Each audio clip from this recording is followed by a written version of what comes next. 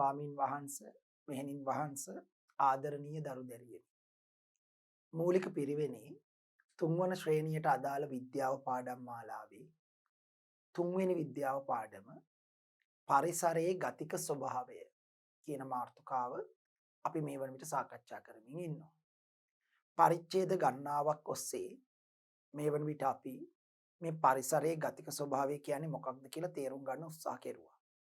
මේ පාඩමේ තියෙන තා වැදගත් සංකල්ප ජීව විද්‍යාව ඉගෙන ගැනීමේදී ඔබට ඉතාමත්ම වැදගත් වෙනවා. විශේෂයෙන්ම අපි මේකදී කතා කරමු ජීවන චක්‍ර කියන සංකල්පය. රූපාන්තරණී කියන සංකල්පය. සම්පූර්ණ රූපාන්තරණය සහ අසම්පූර්ණ රූපාන්තරණය කියන සංකල්පය. ජීවන චක්‍ර හදාරලා අපි කොහොමද මිනිසාට රෝග බෝ කරන වාහකයන් මර්ධනය කරන්න කියන සංකල්පය. ඊළඟට වගාවන්ට හානි කරන පලිබෝධකයන් මර්ධනයට ජීවන චක්‍ර අධ්‍යයනයෙන් ලබා ගන්නා දැනුම යොදාගන්නේ කොහොමද කියන එක පිළිබඳව අපි මේ පාඩමේ මුල් කොටස් වලදී සාකච්ඡා කරමු. ඊළඟට අපි ආවා මේ පරිසරය ගැන අධ්‍යයනයට. ඔය පරිසරය ගැන අධ්‍යයනය කිව්වම උඟ දෙනෙක් හිතන්නේ පරිසර අධ්‍යයනය හරිම සරල කාරණයක් කියලා. පරිසරය ගැන ඉගෙන ගන්න එක එච්චර දෙයක් නෙවෙයිනේ කියලා තමයි අපි උඟ දෙනුට දෙන්නේ. නමුත් එය ඉතා ගැඹුරු වැඩක්. ඉතා ගැඹුරු ක්‍රියාවලියක්. පරිසරය ගැන හරියට අධ්‍යයනය කරනකොට මොකද සමහරක් දේවල් පරිසරයේ තියෙන සාමාන්‍ය කෙනෙකුට නොපෙනෙන අභ්‍යන්තර ක්‍රියාවලිය අපි අවබෝධ කරගන්න. සමහරක් වෙලාවට අපිට නොපෙනෙන අභ්‍යන්තර ක්‍රියාවලිය තුල තමයි පරිසරයේ පද්ධතියක සමතුලිතතාවය එහෙම් පිටින්ම රැඳිලා තියෙන්නේ. ඒක නිසා පරිසරය ගැන අධ්‍යයනය කරද්දී ඒ හරි සංකල්ප හරි විදියට ඉගෙනගෙන පරිසරය ගැන අධ්‍යයනය කරන එක වැදගත්. ඉතින් ඒ සඳහා අපි පරිසරයේ තියෙන සංවිධාන මට්ටම් ජීවි සංවිධාන මට්ටම් ගැන මුලින්ම ඉගෙන ගත්තා. ඒකයිකයා ගහණය ප්‍රජාව පරිසර පද්ධතියේ ජෛව ගෝලය කියන මේ සංකීර්ණතාවයේ ක්‍රමෙන් වැඩි වෙන ධූරාවලි රටාව. ඒ කොටස් වල අර්ථ දැක්වීම අපි ඉගෙන ගත්තා. එහෙම ඉගෙනගෙන ඊළඟට අපි ආවා පරිසර පද්ධතිය ගැනට. නැවත පරිසර පද්ධතියක තිබෙන අන්තර්ක්‍රියා වර්ග තුනයි ජීවි අන්තර්ක්‍රියා, ජීවි අජීවි අන්තර්ක්‍රියා, අජීවි අජීවි අන්තර්ක්‍රියා. පරිසර පද්ධතියක් තුළ සිදුවෙන මෙන්න මේ වර්ග තුනේ අන්තර්ක්‍රියා නිසා තමයි පරිසර පද්ධතියක ගතික සමතුලිතතාවය ඇති වෙලා තියෙන්නේ. ඉතින් ඒ අතරින් පරිසර පද්ධතියක තියෙන ජීවි අන්තර්ක්‍රියා ගැන අපි කතා කරා. අවසාන පරිච්ඡේද දෙකේදී අපි කතා කරේ පරිසර පද්ධතියක් තුළ දක්නට ලැබෙන ජීවි අන්තර්ක්‍රියා කිහිපයක්. පරපෝෂිතතාවය, විලෝපිකතාවය, කෘමි භක්ෂක ශාකවල ක්‍රියාව මේවා ඍණ අන්තර්ක්‍රියා. මේවායිදී එක් ජීවියෙකුට වාසී තවත් ජීවියෙකුට අවාසී. ධන අන්තර්ක්‍රියා කතා කරා ජීවි අන්තර්ක්‍රියාව යටතේ සහජීවනය. සහජීවනයේදී එකිනෙකට වෙනස් ජීවීන් දෙදෙනෙකු එකිනෙකා මත යැපීම සහජීවනය. එකිනෙකට වෙනස් විශේෂ දෙකක ජීවීන් දෙදෙනෙකු එකිනෙකා මත යැපීමේ ක්‍රියාවලිය සහජීවනය. සහජීවනයේදී ජීවීන් දෙදෙනා එකිනෙකා මත යැපෙන ආකාරය අනුව සහජීවනයේ නැවත කොටස් තුනකට බෙදුවා. සහභෝජීත්වය, ප්‍රාක් සහභාගීත්වය, අන්‍යෝන්‍ය සහජීවනය. සහභෝජීත්වයේදී එක් ජීවියෙකුට වාසී අනිත් ජීවියට විශේෂ වාසියක් හෝ අවාසියක් නැහැ. ප්‍රාක් සහභාගීත්වයේදී ජීවීන් දෙදෙනාටම වාසී හැබැයි ඕනනම් ජීවීන් දෙදෙනාට වෙන් වෙලා ජීවත් වෙන්නත් පුළුවන්. අන්‍යෝන්‍ය සහජීවනයේදී ජීවීන් දෙදෙනාටම වාසී හැබැයි ජීවීන් දෙදෙනාට වෙන් වෙලා ජීවත් වෙන්න බෑ. හැබැයි මේ ආකාර තුනේදීම කිසිදු ජීවියට අවාසියක් වෙන්නේ නැහැ. ඒ නිසා මේක ධන අන්තර්ක්‍රියා යටතේ අපි කතා කරමු. දැන් මේ යටතේ අපි මේ වන විට එතකොට පරිසර පද්ධතිය කියන ජීවි අන්තර්ක්‍රියා සෑහෙන ප්‍රමාණයක් සාකච්ඡා කරලා තියෙනවා. තවත් ඉදිරියේදීත් අපි සාකච්ඡා කරන්න බලාපොරොත්තු වෙනවා මේ පාඩම ඉදිරියට විහිදෙන ආකාරය අනුව ජීවි අන්තර්ක්‍රියා.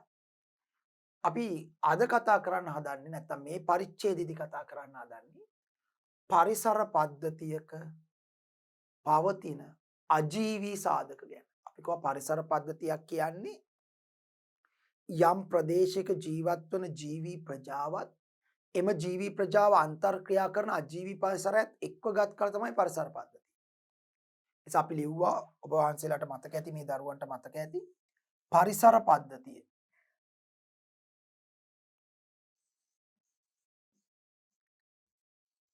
පරිසර පද්ධතිය සමානයි ජීවී ප්‍රජාව දන එම ප්‍රජාව අන්තර්ක්‍රියා කරන අජීවී පරිසරය.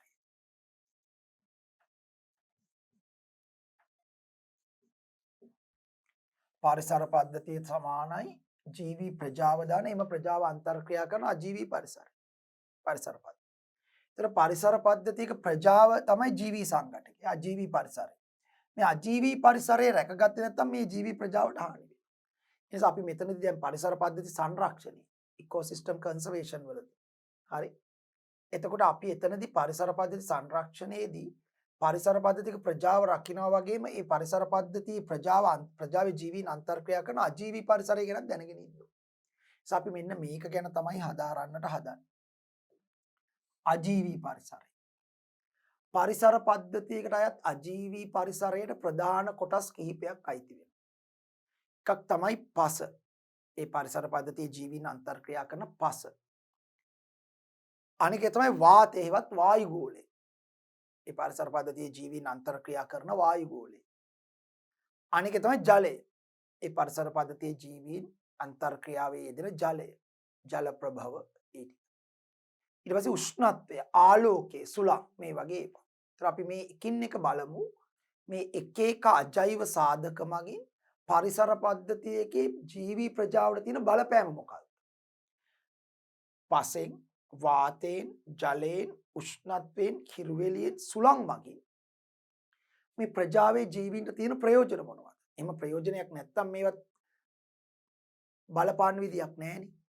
එහෙනම් ඒ ඔය කියපු පස, වාතේ, ජලය, හිරුවෙලිය, උෂ්ණත්වයේ, සුළං ආදී අජෛව සාධක පරිසර පද්ධතියේ ජීවී ප්‍රජාවට වැදගත්. ඒ නිසා තමයි වත් එක අන්තර්ක්‍රියාව වෙන්නේ. අපි බලන්න හදන්නේ මේ එක් එක් සාධකයේ ගැනත් ඒවා පරිසර පද්ධතියක් තුළ ජීවී ප්‍රජාව තුළ ඉටු කරන කාර්යයන් මොනවද කියලා. පැහැදිලි? හොඳයි අපි බලමු.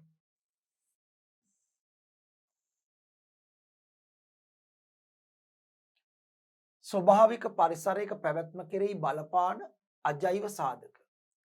පරිසර පද්ධතියක පැවැත්ම සඳහා ජෛව හා අජෛව සාධක අතර පවතින අන්තර්ක්‍රියා කිහිපයක් වැදගත් වේ. පරිසර පද්ධතියක පැවැත්ම සඳහා ජෛව හා අජෛව සාධක අතර පවතින අන්තර්ක්‍රියා කිහිපයක්. ජීවී අන්තර්ක්‍රියා මේ ජීවී අජීවී අන්තර්ක්‍රියා ගැන කියන්නේ. සියලුම ජෛව සාධකවල පැවැත්මට මෙම අජෛව සාධක වැදගත් වේ. අන්න වැදගත් වචන. ජීවී ප්‍රජාව ජෛව සාධකවල පැවැත්මට අජෛව සාධක වැදගත් වෙනවා. අජීවී සංඝටකේ වැදගත් වෙනවා. සියලුම ජෛව සාධකවල පැවැත්මට මෙම අජෛව සාධක වැදගත් වේ. හරි. සරල උදාහරණයක් ගමු.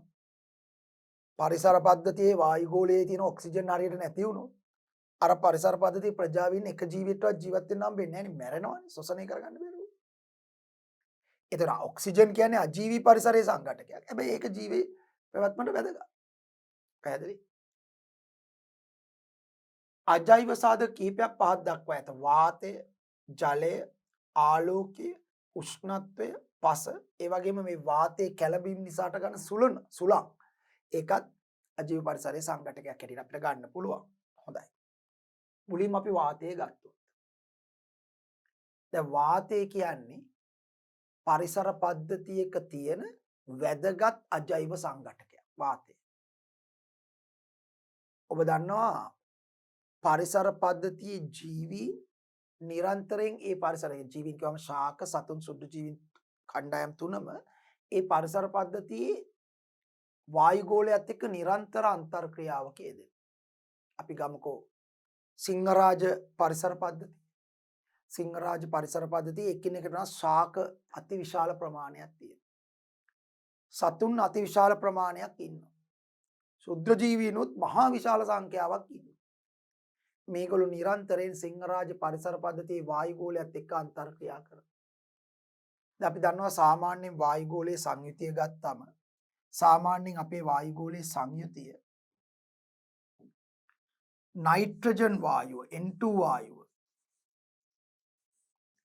78.1ක් විතර තියෙනවා. ඔක්සිජන් වායුව ඒක තමයි ශ්වසනයට වැදගත් වන වායුව 20.9ක් විතර තියෙනවා. එතකොට ආගන් වායුව .999ක් විතර තියෙනවා. කාබන් ඩයොක්සයිඩ් වායුව 0.03ක් විතර තියෙනවා.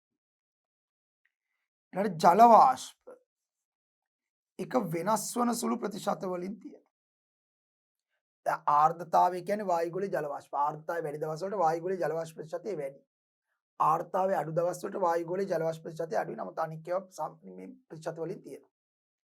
ඒතර දැන් මේ අතරින් නයිට්‍රජන් අක්‍රිය වායුවක් නිසා නයිට්‍රජන් වලින් ජෛව පද්ධතියට ලොකු ප්‍රයෝජනයක් නැහැ. හැබැයි අර ඉස්සලා කතා කරුවා කලින් පරිච්ඡේදයකදී කතා කරුවා නයිට්‍රජන් වායුගෝලීය නයිට්‍රජන් අර නයිට්‍රජන් තිර කරන බැක්ටීරියා රයිසෝබියම් ඇසෝටෝබැක්ටර් වගේ බැක්ටීරියා මගින් නයිට්‍රජන් වායුගෝලයේ ඉඳන් පසට ලබා දෙනවා ශාක වලට ප්‍රයෝජනගත හැකි ස්වරූපයේ. එහෙම නැත්නම් අර මූලකැඩි බැක්ටීරියා නම් කෙලින්ම ශාකයට ලබා දෙනවා. අන්න එතනදී නයිට්‍රජන් වල ප්‍රයෝජනයක් තියෙනවා. ඒ අරින්න අපි මෙන්න මෙතනට තමයි යන්න ඕනේ. ඔක්සිජන්.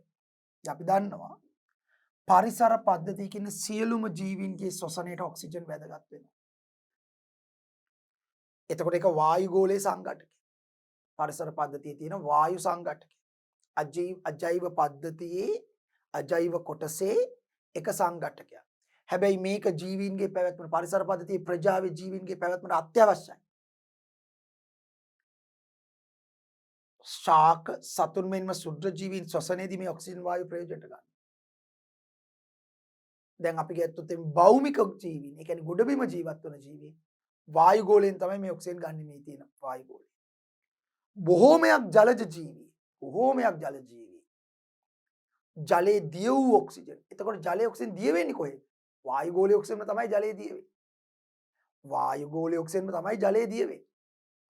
නමුත් ජලජ උඟක් ජලයේ යට ජීවත් වන ජීවීන් ජලයේ දිය වූ ඔක්සිජන් ප්‍රයෝජනට ගන්නවා. එතකොට කොහොම හරි හරිද? ගොඩබිම ජීවීන් වායුගෝලයෙන් ඔක්සිජන් ලබා ගන්නවා. බොහෝ ජල ජීවීන් ජලයේ දිය වූ ඔක්සිජන් ගන්නවා. මේ දෙකටම අවශ්‍ය ඔක්සිජන් ලැබෙන්නේ වායුගෝලයෙන්. මොකද වායුගෝලයෙන් කෙලින්ම ගන්න අය එහෙමමයි. ජලයේ දිය වූ ඔක්සිජන් ගන්න අයට ජලයේ ඔක්සිජන් දිය වෙන්නේ වායුගෝලය හරහා. ඒක නිසා ඒක අනිවාර්යෙන් වැදගත්. ඒ වගේම ජීවීන්ට ශ්වසනයේ ඔක්සිජන් ගන්න තියෙන අවයවත් අපි මීට කලිනුත් කතා කරලා තියෙනවා. දැන් ගොඩබිම ඉන්න අය වායුගෝලයෙන් ඔක්සිජන් ගන්න නිසා ඒගොල්ලන්ට පෙනහළු තියෙන්නේ. ඒ සඳහා පෙනහළු වලින් තමයි වායුගෝලයේ තියෙන ඔක්සිජන් ශ්වසනයට ගන්න. නමුත් දැන් ජලයේ තුල ඉන්න අය ජලයේදී ඔක්සිජන් ගන්න නිසා ඒගොල්ලන්ට පෙනහළු වලින් වැඩක් නැහැ. මොකද පෙනහළු වලින් බෑ ජලයේදී ඔක්සිජන් ගන්න. ඒ නිසා ඒගොල්ලන්ට තියෙන කරමල් වගේ ඒවා. සතුන්ට විශේෂයෙන්ම කරමල් දැන් මත්ස්‍යයන්ට කරමල් ජලක්ලෝම කියලා ඒවට විද්‍යාවේදී කියන්නේ. ජලක්ලෝම වගේ ශ්වසනය කරනවා. හරි ජලයේදී ඔක්සිජන් ගන්නවා. දැන් ශාක ගත්තොත් ශාකවල යටි අපිචර්මයේ තියෙනවා සිදුරු විශේෂ පූටිකා කියන. පාත්‍රවල යටි අපිචර්මයේ සිදුරු තියෙනවා පූටිකා. මෙන්න මෙහෙම පූටිකා සිදුරු.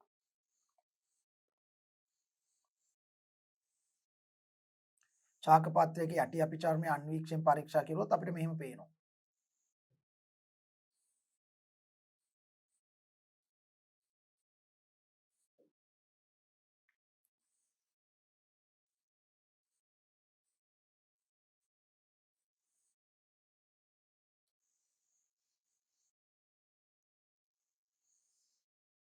ඔව්. ඒ තියෙන සාමාන්‍ය අපිචර්ම සෛලනික.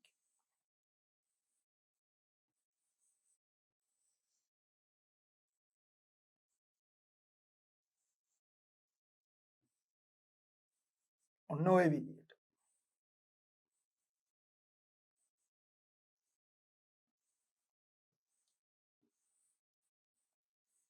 වෙති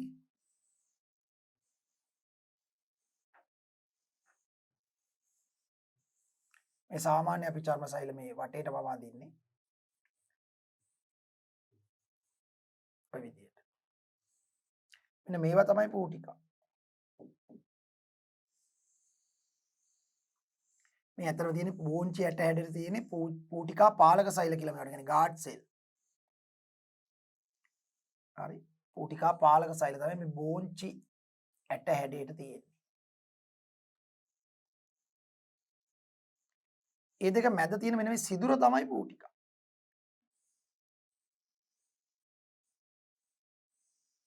මේ මැද තියෙන සිදුර මේ සිදුර. ඒ පූටිකා සිදුර.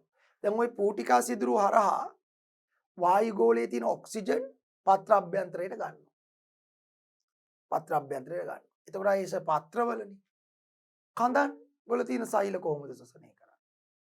ඒවයේ තියෙන වාසිදුරු කියලා જાතියක්. පූටිකා සිදුරු නෙමෙයි වට කියන්නේ වාසිදුරු.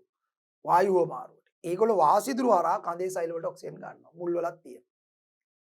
මුල් ශෝෂණය කරන්නේ පාංශු වාතයේ තියෙන ඔක්සිජන් අරගෙන. පාංශු වාතයේ පස්සේ තියෙන වාතය කියන්නේ පාංශු වාතය. පස් අංශු අතර තියෙන අවකාශ වල රැඳිලා තියෙන වාතය කියන්නේ පාංශු වාතය. පාංශු වාතයෙන් ඔක්සිජන් අරගෙන තමයි මුල් ශෝෂණය කරන්නේ. කඳන් වාසිදුරු හරහා වායුගෝලයෙන් ඔක්සිජන් ගන්නවා. පත්‍රවල යටි අපි චර්මයේ තියෙන පූටිකා සිදුරු හරහා ඔක්සිජන් ගන්නවා. ඉතින් මේ විදිහට ශ්වසනයට ඔක්සිජන් ගන්නවා. හැබැයි ඉතින් කොහෙන් ගත්තත් මොන විදිහට ගත්තත් ගන්නේ වායුගෝලයෙන්. හරි. ඊට අමතරව ජලයේදී ඔක්සිජන්. එතකොට මේවා ඔක්කොම ඔක්සිජන් කියන්නේ අජෛව සංඝටකයක්. එතකොට මේ අජෛව සංඝටකයේ ජීවි පද්ධති වලට ප්‍රජාවට හරි වැදගත් පරිසර පද්ධතිය. ඒ වගේම ශ්වසනයේදී පිට කරනවා කාබන් ඩයොක්සයිඩ්. ඔක්සිජන් අරන් කාබන් ඩයොක්සයිඩ් පිට කරනවා. අපි ඉගෙන ඉඳලා ශ්වසනයේදී අවශ්‍ය කරන වායු ඔක්සිජන් පිට කරන්නේ ප්‍රශ්වාසයේදී කාබන් ඩයොක්සයිඩ්. සතු නම් ශාකත් එහෙමයි. ඒතර මේ කාබන් ඩයොක්සයිඩ් සතුන් නම් දැන් වායුගෝලයේ ඉන්න සතුන් නම් වායුගෝලයට නිදහස් කරනවා ඔක්සිජන්.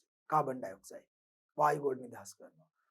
ඔක්සිජන් අරන් කාබන් ඩයොක්සයිඩ් වායුගෝලයට නිදහස් කරනවා. සතුන් ජලේ නම් ඉන්නේ ජලයේදී ඔක්සිජන් අරන් ජලයට කාබන් ඩයොක්සයිඩ් නිදහස් කරනවා. ශාක නම් ශාක වායුගෝලයෙන් ඔක්සිජන් අරන් නැවත වායුගෝලයට කාබන් ඩයොක්සයිඩ් නිදහස් කරනවා ශ්වසනය. ඉතින් එහෙම වෙනකොට හරිනම් වායුගෝලයේ ඔක්සිජන් ප්‍රමාණය අඩු වෙලා කාබන් ඩයොක්සයිඩ් ප්‍රමාණය වැඩි වෙන්න එපා. ඇයි? භෞමික ශාකත්, ජලද ශාකත්, භෞමික සතුනුත්, ජලද සතුනුත් වායුගෝලයෙන් ඔක්සිජන් අරගෙන අරගොල්ලෝ ජලයේ දිය වෙන්නේ වායුගෝලයේ වගේ වනේ.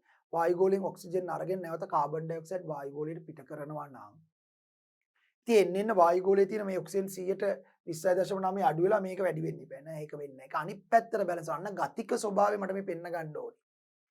ඔව් ඒක විතරක් වුණොත් ඒ කියන්නේ ශ්වසනයේ විතර නම් වෙන්නේ අජෛව පරිසරයෙන් හැම වෙලාවෙම ඔක්සිජන් ගන්නවා නම් ඒවට ප්‍රශ්වාසයේදී කාබන් ඩයොක්සයිඩ් පිට කරනවා නම් එහෙනම් අජෛව සංඝටකයක් වුණ වායුගෝලයේ ඔක්සිජන් ප්‍රමාණය අඩු වෙලා කාබන් ඩයොක්සයිඩ් ප්‍රමාණය වැඩි වෙනවා.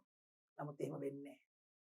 ඊට විරුද්ධ ක්‍රියාවලියක් කරන ශාක දහවල් කාලේදී ප්‍රභා සංශ්ලේෂණය. ප්‍රභා සංශ්ලේෂණී ශාක වායුගෝලයෙන් කාබන් ඩයොක්සයිඩ් අරගෙන වායුගෝලයට ඔක්සිජන් පිට කරනවා. ජලජ ශාකත් දහවල් කාලේ ප්‍රභා සංශ්ලේෂණය කරනවා. ඒතර ජලයෙන් කාබන් ඩයොක්සයිඩ් අරගෙන ජලයට ඔක්සිජන් පිට කරනවා. ඒතර බලන්නකෝ. ශ්වසනයේදී වායුගෝලයෙන් ඔක්සිජන් අරන් කාබන් ඩයොක්සයිඩ් පිට කරනවා. එහෙම වුණා නම් අර නම් වායුගෝලයේ ඔක්සිජන් ප්‍රමාණය අඩු වෙලා කාබන් ඩයොක්සයිඩ් වැඩි වෙන්න ඕනේ. හැබැයි ඒ වෙනුවට ශාක දහවල් කාලේ ප්‍රභා සංශ්ලේෂණයේදී අර වැඩි වෙන්න යන ටික කාබන් ඩයොක්සයිඩ් ටික අරගෙන ප්‍රභා සංශ්ලේෂණය අනිත් පැත්තට වායුගෝලයට නිදහස් කරන ඔක්සිජන්. ඒ නිසා අඩු වෙන්න යන ඔක්සිජන් ටික නැවත බැලන්ස් වෙනවා. කාබන් ඩයොක්සයිඩ් වැඩි වෙන්න ටික ආය අඩු වෙනවා. එනවා ශ්වසනයේදී පිට කරන කාබන් ඩයොක්සයිඩ් ටික නැවත ප්‍රභා සංශ්ලේෂණේ වායුගෝලයෙන් උරා ගන්නවා. කාබන් ඩයොක්සයිඩ් ටික බැලන්ස් කරනවා. ශ්වසනයේදී ඔක්සිජන් වලින් වායුගෝලයෙන් උරා ගන්නා ඔක්සිජන් ටික නැවත ප්‍රභා සංශ්ලේෂණේ වායුගෝලයට ශාක නිදහස් කරනවා. අන්න වායුගෝලයේ ඔක්සිජන් බැලන්ස් වෙනවා. එතකොට බලන්න ප්‍රතිවිරුද්ධ ක්‍රියාවලි වෙමින් ශ්වසනයයි ප්‍රභා සංශ්ලේෂණය වෙමින් අජෛව සංඝටකයක් වූ වායුගෝලය සහ ජෛව සංඝටකයක් වූ ජීවීන් අතර අන්තර් ක්‍රියාව වෙනවා. ඒ අන්තර් ක්‍රියාවදී ගතික සමතුලිතව පවතිනවා. හරි ලස්සනයිනේ මේක.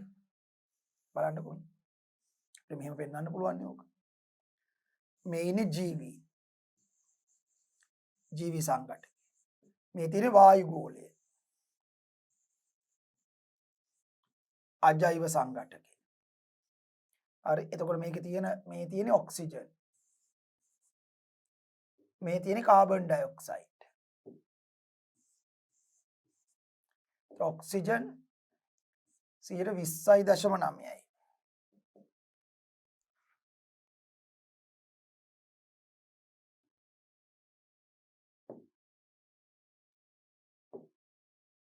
ඔක්සිජන් 20.9යි. කාබන් ඩයොක්සයිඩ් 0.3යි. අර්ධ ඔන්න දෙක ක්‍රියාවලියක්. ඒ ක්‍රියාවලිය පෙන්වන්නේ මෙහෙම. ශ්වසනයේදී ජීවි ඔක්සිජන් ගන්නවා. හරි. ශ්වසනයේ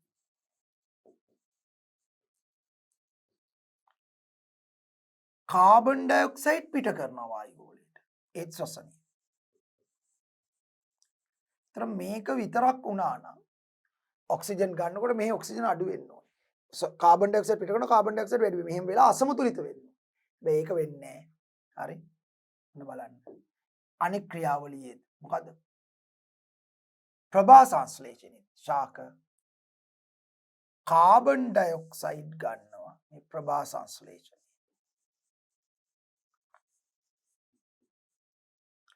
ඔක්සිජන් පිට කරනවා. ඒත් ප්‍රභා සංශ්ලේෂණය. එතකොට ආයෙ බැලන්ස් වෙනවා.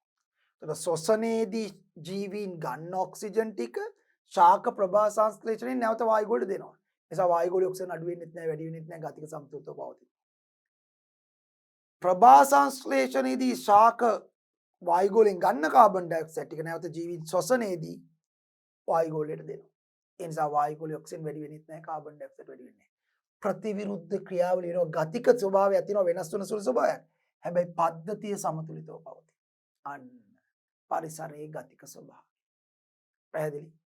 හරි. හොඳට අවබෝධ කරගන්න ඕනේ. පරිසරයේ ගතික ස්වභාවය.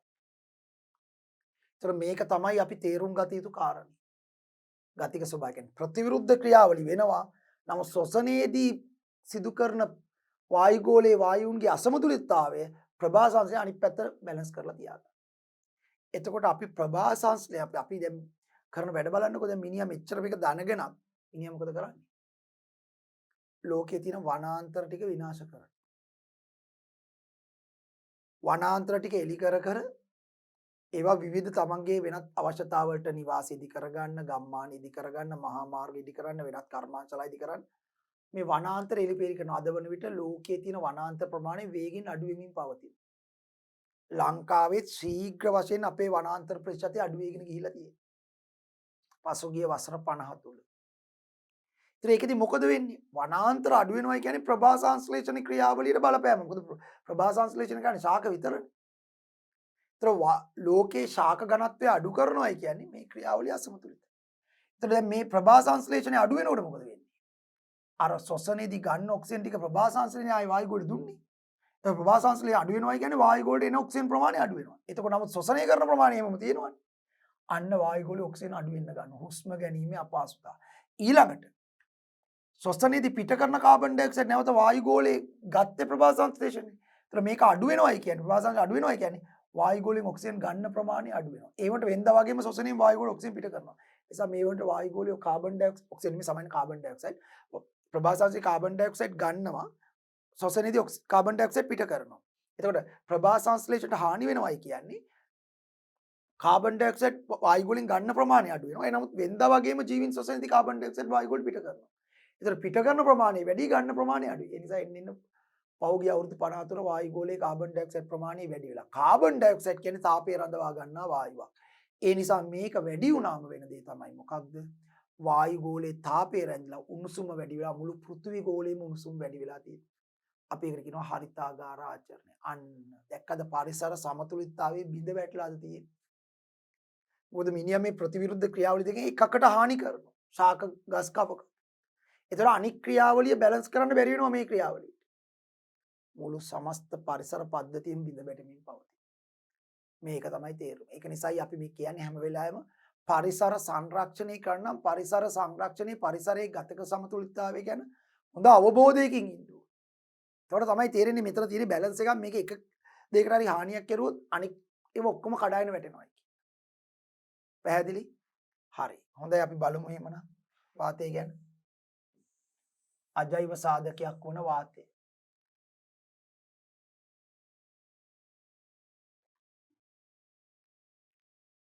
වාතය යනු වායු වර්ග කිහිපයක මිශ්‍රණයකි. එහි අඩංගු වන ඔක්සිජන් වායුව ජීවීන්ගේ ශ්වසනය සඳහා අත්‍යවශ්‍ය වේ. එහි තියෙන ඔක්සිජන් වායුව ජීවීන්ගේ ශ්වසනය සඳහා අත්‍යවශ්‍ය වේ. ගොඩබිම ජීවත් වන සතුන් වායු ගෝලයෙන්ද බොහෝමයක් ජලද සතුන් ජලයේ ද්‍රාව්‍ය ඔක්සිජන්ද ලබා ගනී. ඒතර ගොඩබිම ජීවත් වන සතුන් සාමාන්‍යයෙන් වායු ගෝලයෙන් ඔක්සිජන් ගන්න. බොහෝමයක් ජලද සතුන් කියන්නේ 100%. දැන් තල්මසා ජලයේ හිටියට එයා උඩට ඇවිල්ලා තමයි වායුගෝලයෙන් ඔක්සිජන් අරන් තමයි ආය යන්නේ. ඩොල්ෆිනුත් එහෙමයි. සමහර සත්තු ඉන්නවා. දැන් කිඹුලා වගේ කෙනෙකුත් එහෙමයි.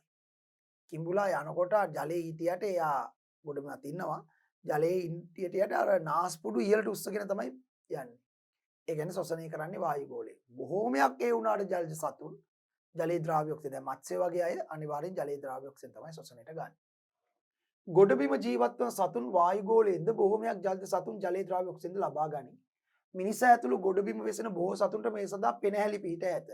වායුගෝලයෙන් ඔක්සිජන් ගන්න පෙනහැලි තමයි ඕනේ. ජලයේදී වෙච්ච ඔක්සිජන් ගන්න ජලක්ලෝමේවත් කරමල් තමයි අපිට ඕනේ.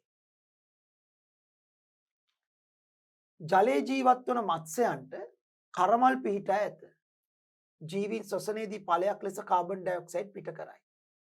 හරිත ශාක ආහාර නිපදවීමේදී වාතය අඩංගු කාබන් ඩයොක්සයිඩ් වායුව අමුද්‍රව්‍යයක් ලෙස භාවිතා කරන අතර ඵලයක් ලෙස ඔක්සිජන් පිට කරයි. අන්න හරිත ශාක ආහාර නිපදවීමවත් ප්‍රභාසංශ්ලේෂණයේදී වාතය අඩංගු කාබන් ඩයොක්සයිඩ් අමුද්‍රව්‍යයක්. අනික අමුද්‍රව්‍ය ජලය ඒක පසෙන් ගන්නෙ.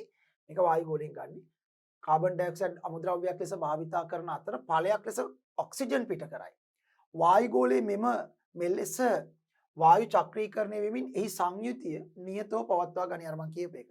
ඒ ශ්වසනයේ ප්‍රභා සංශ්ලේෂණයේ සමස්ත ප්‍රතිඵලය ලෙස වායුගෝලයේ වායුන් සංසරණය වෙමින් ඒ සමතුලිතතාවය නියතව පවත්වා ගන්න.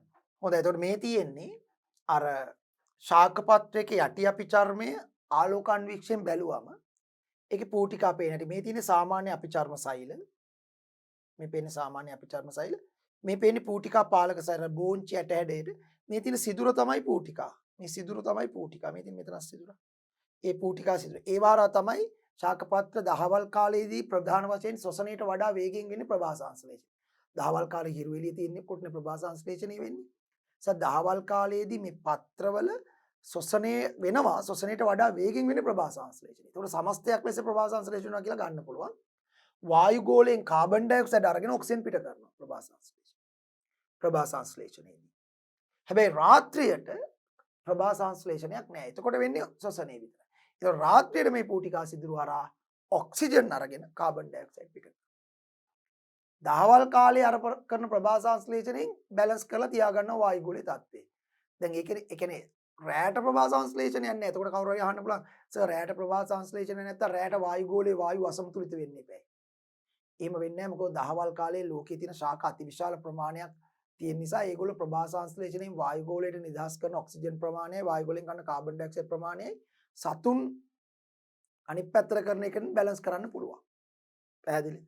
හැබැයි ඒකේ පැය කිහිපයයි. රාත්‍රියේ කළුවර වෙලා පැය කිහිපයක් ඇතුළත නැවත හිරු පෑවුවේ නැත්තම් හිරු පායනවනේ පැය 12කින් පස්සේ ආයෙ හිරු පායනකොට නැවත ශාක ප්‍රභා සංශ්ලේෂණ ක්‍රියාව පටන් ගන්න නිසා ප්‍රශ්නයක් වෙන්නේ නැහැ. හැබැයි හිරු පෑවුවේ නැත්තම් එහෙම වෙන්නේ නැත්තේ නැහැ. නමුත් හිරු පෑවුවේ නැත්තම් මොකද වෙන්නේ? එහෙනම් ශාකවලට ප්‍රභා සංශ්ලේෂණ කරන්න බෑ. උදාහරණයකට අපි හිතමු එක දිගට දවස් 5ක් විතර කළුවර වෙලා තිබ්බයි කියලා. අන්න එතකොට වායුගෝලයේ වායු අසමතුලිතතාවයක් හට ගන්නවා. ඇයි? මොකද මේ දවස් 5ම එක දිගට කළුවර නම් ඒ දවස් 5ෙම ශාක ප්‍රභා සංශ්ලේෂණය කරන්නේ නැහැ. ඒතකොට ශාකයි සතුනුයි දෙකොල්ලම ගන්න ශ්වසනය විතරයි. වායුගෝලයෙන් ඔක්සිජන් ගනී කාබන් ඩයොක්සයිඩ් පිට කරයි. එන්න වායුගෝලයේ ඔක්සිජන් අඩු වෙයි කාබන් ඩයොක්සයිඩ් වැඩි වෙයි. අඳුර හුස්ම ගන්න බැරි. නමුත් අරක රාත්‍රියේ පැය 12යි ඒ පැය 12 තුල පොඩ්ඩක් ඔක්සිජන් අඩු වෙලා කාබන් ඩයොක්සයිඩ් වැඩි වුණාට ආයෙ ඊළඟ පහුවෙන්ද ඉර උදා වෙච්ච ගමන් ශාක ප්‍රභා සංශ්ලේෂණය කරන්න පටන් ගත්ත ගමන් අරක බැලන්ස් වෙනවා. හරි? මොකද එතෙන්දී ඔක්සිජන් මේ කාබන් ඩයොක්සයිඩ් අරන් ඔක්සිජන් පිට කරනවා. ඒක නිසා.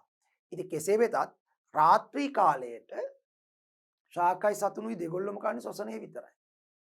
ඒ නිසා තමයි අපි කියන්නේ ඔය සමහරක් කාමරවල තියෙන මල් පෝච්චි ලස්සනට අලංකාරයට කාමරවල මල් පෝච්චි තියලා තියෙනවනේ සමහර අය. රාත්‍රියට නිින්දට පෙර ඒ මල් පෝච්චි තමන්ගේ නිදන කාමරවලින් ඉවත් කරන්න කියලා කියනවා. ඇයි එහෙම කියන්නේ? සාමාන්‍ය නිදන කාමරයක රාත්‍රියේ නිදාගෙන අපි ජනේල් දොරවල් ඔක්කොම වහගෙන තමයි නිදාගන්නේ. එතකොට දැන් ලස්සනට අලංකාරයට මල් පෝච්චිත් කාමරය ඇතුළේ තියෙනවා කියලා හිතන්න. අපිත් නිදා ගන්නවා. දැන් රාත්‍රියට අපි දෙගොල්ලම කරන්නේ ශ්වසනය විතරයි. එතකොට රාත්‍රී කාලේ ශාකත් ඔක්සිජන් අරගන්නවා වායුගෝලයෙන් අපිත් ඔක්සිජන් ගන්නවා ශ්වසනයට. ශාකත් කාබන් ඩයොක්සයිඩ් පිට කරනවා අපිත් කාබන් ඩයොක්සයිඩ් පිට කරනවා.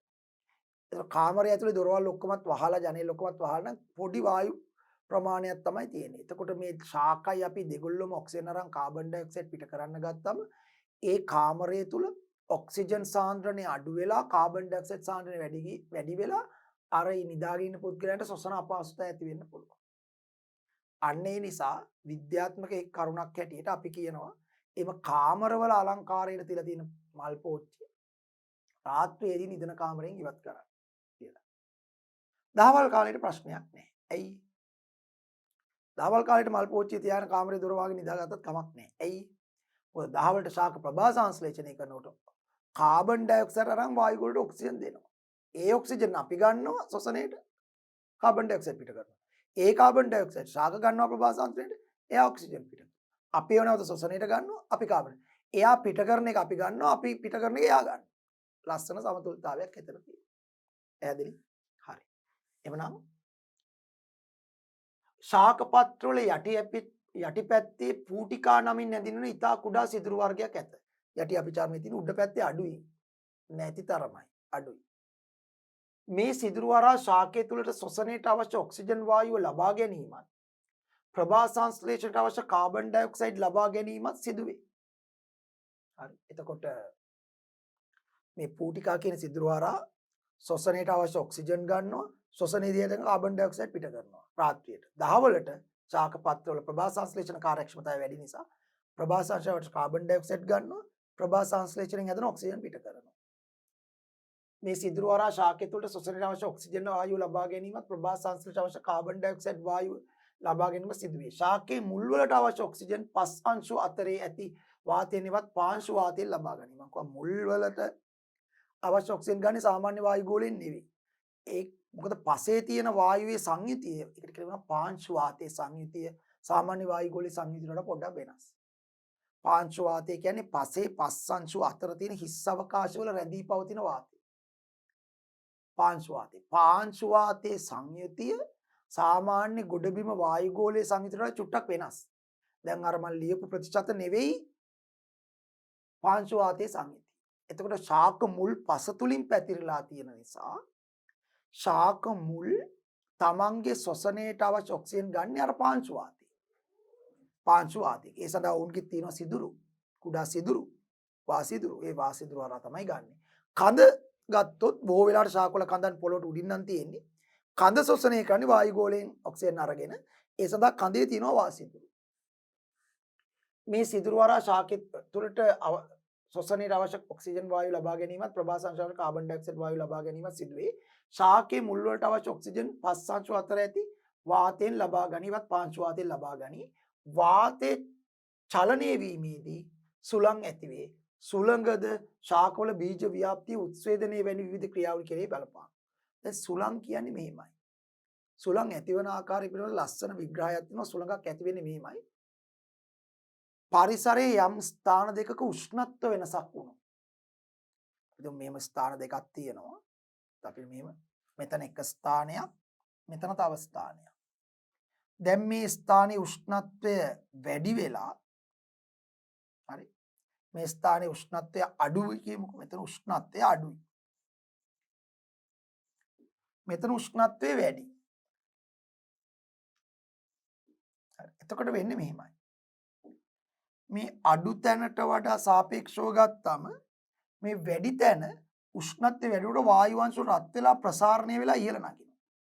වායු අංශු රත් වෙලා ප්‍රසාරණය වෙලා ඉහළ නගිනවා. උෂ්ණත්වය වැඩි වුණොත් වායු අංශු රත් වෙලා ප්‍රසාරණයලා ඉහළ නගිනවා. ඒ ඉහළ නගිනකොට මේ උෂ්ණත්වය වැඩි ප්‍රදේශයේ පහළ වායු ගෝලයේ අඩු පීඩන තත්ත්වයක් උද්ගත වෙනවා. මොකද රස්නෙට වායු අංශු රත් වෙලා ප්‍රසාරණය වෙලා ඉහළ නගිනවා. මෙතනට සාපේක්ෂව මෙතන උෂ්ණත්වය වැඩි. ඒ වැඩි නිසා මේ හරියේ තියෙන වායු අංශයේ තාප ශක්තිය අරගෙන රත් වෙලා ප්‍රසාරණය වෙලා ඉහළ නගිනවා. ඒතර රත් වෙලා ප්‍රසාරණය වෙලා ඉහළ නැග්ගම පහළ වායු ගෝලයේ අඩු පීඩන තත්ත්වයක් එනවා. වායු අංශු අඩුයිනේ. ඒගොල්ලෝ ඉහළ ගිහිල්ලානේ. අඩු පීඩන තත්ත්වයක් ඇතිවෙනවා. අන්නේ අඩු පීඩනේ පුරවන්න මේ පැත්ත. මොකද මේ පැත්තේ එහෙම අඩු පීඩනයක් ඇති වෙලා නැහැ. හොඳට පීඩනේ තියෙනවා. ඒතර මෙතන සාපේක්ෂව කියන්නේ පීඩනේ වැඩි දැන්.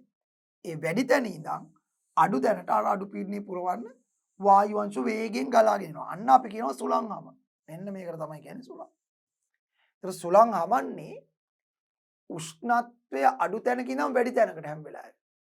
මොකද උෂ්ණත්වයේ වැඩි තැන තමයි රත් වෙලා ප්‍රසාරලා වායු අංශු ඉහළ ගිහලා එතන අඩු පීඩන තත්ත්වය ඇති වෙන්නේ. ඒ අඩු පීඩනේ පුරවන තමයි අවටින් වායු අංශු ධාරාවන් ගලාගෙන එන්නේ. ඒකට අපි ඒවට කියනවා සුළං. ඒතර සුළං හැමීම මගින් ජීවි පද්ධති වලට වාසි තියෙනවා. එකක් තමයි සුළං නිසා දහවල් කාලේදී රත්වන ශාක පෘෂ්ඨ සිසිල් වෙනවා පළවෙනි එක. මොකද ශාක අවුවෙන ඉන්නේ ප්‍රභා සංශ්ලේෂණය කරන නිසා අනිවාර්යයෙන්ම අවුවෙන්නේ.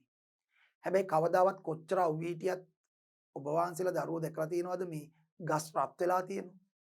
අපි දන්නවා හොඳට අවුව පායන වෙලාවක ටකරම තහඩුවක් අවුවට දැම්මොත් එහෙම පැයක් විතර තිබ්බට පස්සේ අල්ලන්න බැරි ගානට රත් වෙලා. හැබැයි පැය ගාණක් අවුවේ ශාකේ ඉන්නවා. අපි ශාකයක් අතින් එල්ලුවට කවදාවත් රත් වෙලා නැහැ. ඒකට හේතුවක් තමයි සුළං මගින් ශාක පෘෂ්ඨ සිසිල් කරන. හරිද? අනික තමයි උත්සේදනය. උත්සේදනයේදී පත්‍ර වලින් ජලයේ වාෂ්ප වෙලා යන සුළං උදව් වෙනවා. උත්සේදනයේ මගින් ඒ උත්සේදනය නිසා තමයි අතන රත් වෙන්නේ නැත්තේ. උත්සේදනයේ මගින් ජලයේ වාෂ්ප වෙලා යන සුළං උදව් කරනවා. මොකද උත්සේදනයෙන් ජලයේ වාෂ්ප වෙනකොට සුළඟට ඒ ජල වාෂ්ප ගහගෙන යනකොට තව තව උත්සේදනය වෙනවා. ඒ සුළං ඇති විට උත්සේදන ශීඝ්‍රතාවය වැඩි.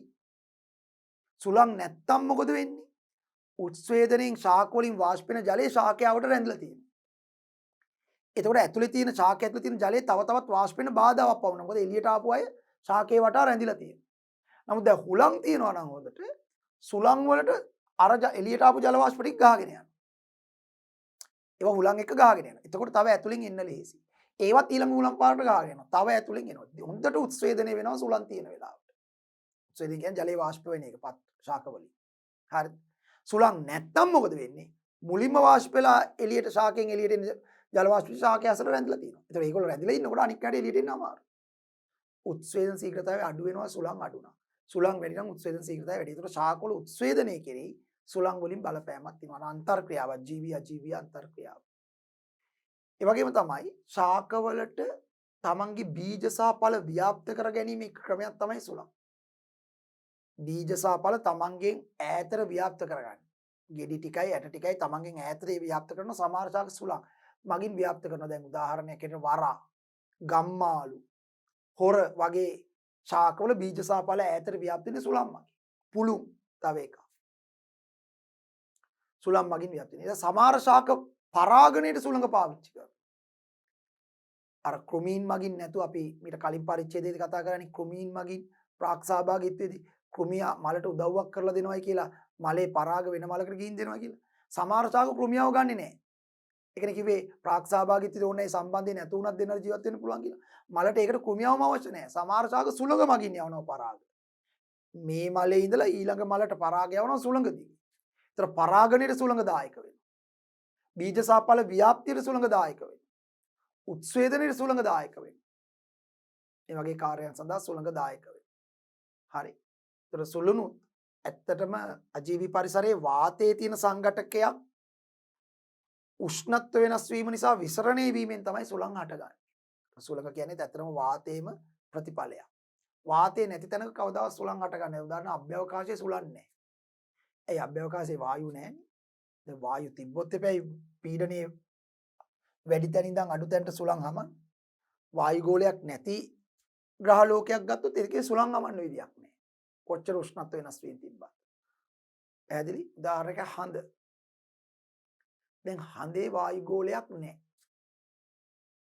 හඳේ වායු ගෝලයක් නැහැනේ.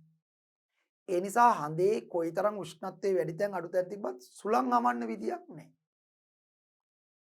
සුළං හමන්න විදියක් නැහැ. මොකද හඳේ වායු ගෝලයක් නැත්තම් එතකොට උෂ්ණත්වයේ වැඩි තැනක් අඩු තැනක් තිබ්බට රත් වෙලා ප්‍රසාරණය වෙන වායු අංශ කොහොමද? ඒතර අඩු පීඩනයක් හටගන්නේ නැහනේ. වැඩි පීඩනයක් හටගන්න විදියක් නැහනේ. වායු අංශ නැහනේ මෙතන. දැන් මෙතන උනේ රත් වෙලා ඉහළ යන නිසා මෙතන අඩු පීඩනයක් හටගත්තා. ඒ අඩු පීඩනේ පුරවන්න සාපේක්ෂව වැඩි තැන ඉඳලා ගලන් අවුලම්. දැන් හඳේම නැහැ. එහෙනම් හඳේ හුලං හමන්න බෑ. අර හුලං හමන්නේ නැහැ. ඒකට අපි දැකලා තියෙනවා නේද? මොකද්ද? නීල් ආම්ස්ට්‍රෝන් ගිහිල්ලා හඳේ කොඩිය ගහනකොට ඒ කොඩිය හුලඟට වැනෙනවා. එතන පොඩි ප්‍රශ්නයක් තියෙනවා. තේරුණාද? ආම්ස්ට්‍රෝන්ගේ කොඩිය හුලඟට වැනෙන්නේ කොහොමද? හඳේ හුලං නැත්තම්, වායු ගෝලයක් නැත්තම්. එතන පොඩි ප්‍රශ්නයක් තියෙනවා. පැහැදිලි? හරි. ඉතින් කොහොම වුණත් සුළඟත් අජෛව පරිසරයේ තියෙන වැදගත් සාධකයක් ජීවි ප්‍රජාවට පරිසර පද්ධතික ජීවි ප්‍රජාවට වැදගත් සාධකයක් තමයි සුළඟත්. සුළං ඇති වෙන්නේ උෂ්ණත්ව වෙනස් වීමක් නිසා වායු අංශ වල ගැලීම නිසා. හරි. වාතයේ චලනය වීමේදී සුළං ඇති වේ. සුළඟද ශාකවල බීජ ව්‍යාප්තිය උත්ස්වේදනය වැනි විවිධ ක්‍රියාවලි කෙරෙහි බලපායි. පරාගණයටත් බලපාන සුළඟ. එතකොට ජලය ගැන ගත්තොත් පරිසර පද්ධතියක තියෙන ඉතා වැදගත්ම අජෛව සාධකයක් තමයි ජලය. මොකද අපි දන්නවා ඕනම ජීවියෙක්ට ජලය අවශ්‍යයි. පරිසර පද්ධතියේ ප්‍රජාවේ ඉන්න ඕනම ජීවියට ජලය අවශ්‍යයි. ජීවියෙක්ගේ දේහයේ බරින් සෑහෙන ප්‍රමාණයක් තියෙන ජලය. දැන් ශාකයක් ගත්තොත් ශාකයක දේහ බරින් මුළු දේහ බරින් 65% විතර ජලය. සත්වයෙක් ගත්තොත් සත්වයෙකුගේ මුළු දේහ බරින් 70%ක් විතර ජලය. ඒ කියන්නේ කිලෝ 100ක් බර සත්වයෙක්ගේ කිලෝ 70ක්ම තියෙන වතුර තමයි. කිලෝ 100ක් බර ශාකයක් ගත්තොත් ඒක කිලෝ 65ක් විතරම තියෙන වතුර. එනේ අතිවිශාල ප්‍රමාණයක් ජලය තියෙන්නේ. ඉතුරු කාබෝහයිඩ්‍රේට්, ප්‍රෝටීන්, ලිපිඩ, නියුක්ලික් ඇසිඩ් ඔය ඔක්කොම ටික තියෙන්නේ කංජලාවන්න විටමින් ඔය ඔක්කොම ටික තියෙන්නේ ඉතුරු ටිකේ. ඒ නිසා ශුද්ධ ජීවියෙක්ගේ සෑහෙන ප්‍රමාණයක් ජලය තියෙනවා. ඒකෙන් ජීවීන්ගේ දේවල වැඩි ප්‍රතිශතයක් ජලය තියෙන නිසා පරිසර පද්ධතියක ජීවීන් පවතින නම් ඒ පරිසර පද්ධතියේ ජලය කියන සාධකය අත්‍යවශ්‍යයි. ජලය කියන සාධකයේ හිතකර ප්‍රශස්ත මට්ටමේ තිබුණ නැත්නම් ඒ පරිසර පද්ධතියේ ජීවි ප්‍රජාව එක සංඝටකයක්වත් රැකෙන්නේ නැහැ. විනාශ වෙලා යනවා. ජලය අත්‍යවශ්‍ය දෙයක්. ඊට අමතරව ජලය මගින් පරිසර පද්ධතියක තවත් ගොඩාක් කාර්යයන් කරනවා. අපි ඒකින් එක බලමු.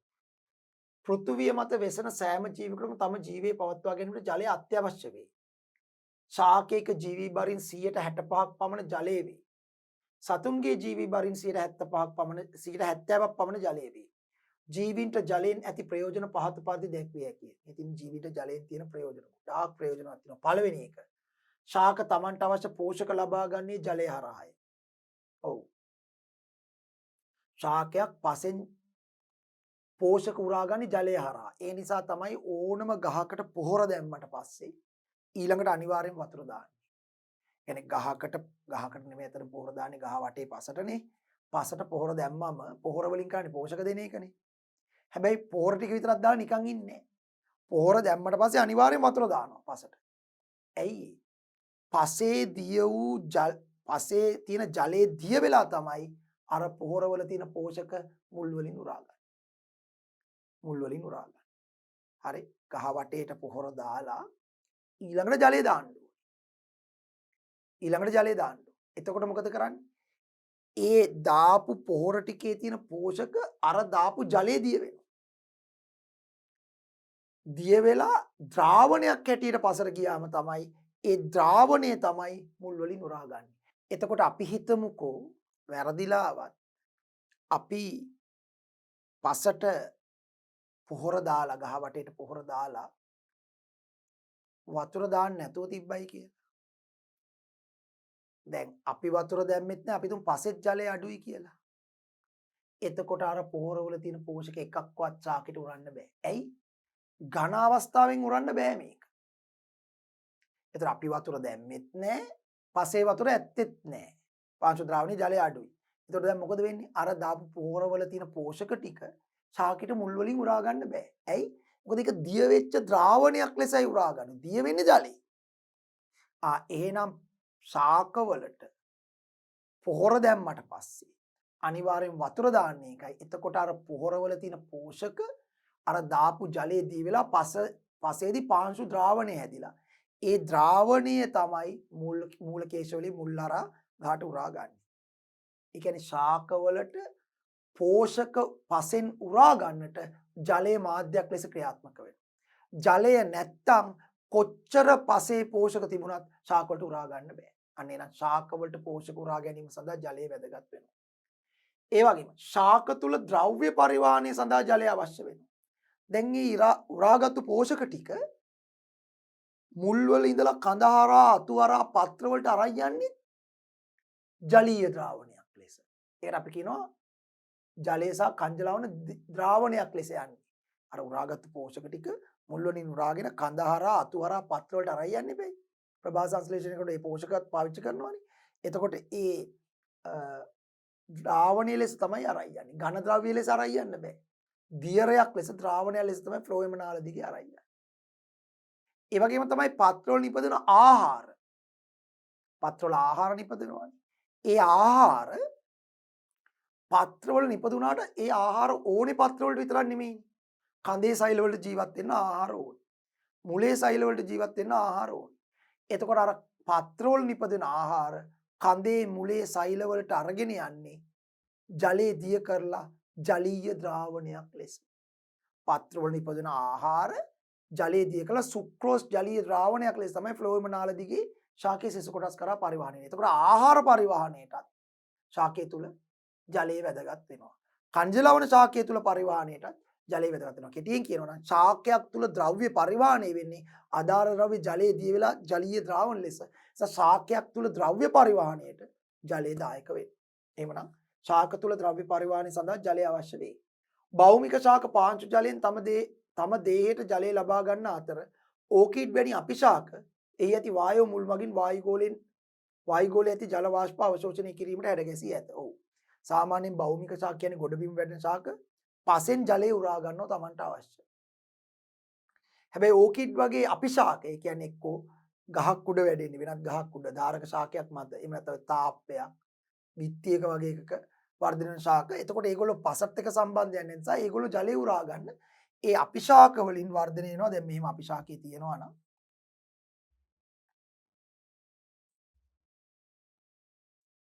ඔහොම අපිශාකයේ තියෙනවා නම් ඕකිඩ් වගේ ශාක හරි මෙහෙම තියෙනවා නම් මෙයාගෙන් හට ගන්නවා වායව මුල් කියලා જાතියක් මෙහෙම. අර කියන්නේ වායව මුල්. සුදු පාටයි මේවා. මේ වායව මුල් වලින් වායු ගෝලයෙන් ජල වාෂ්ප උරා ගන්නවා. දැන් මොකද මේක පොළොවට සම්බන්ධයක් නැහැ නේ. එතකොට පසෙන් උරා ගන්න බෑ. ඒ නිසා වායු ගෝලයෙන් ජල වාෂ්ප උරා ගන්නවා වායව මුල් හරහා. ඒක තමයි මේ කියලා තියෙන්නේ.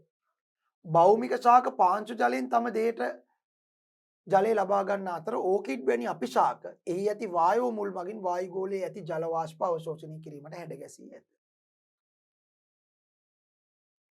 මේ තියෙන වායෝ මුල්. මේ වගේ තියෙන මේ වායෝ මුල්. හරි. ඕකිඩ් වලවල් මේ තියෙන වායෝ මුල් මේවා. අන්න ඒ වයින් ජල වාෂ්ප උරා ගන්න. පැහැදිලි. හරි.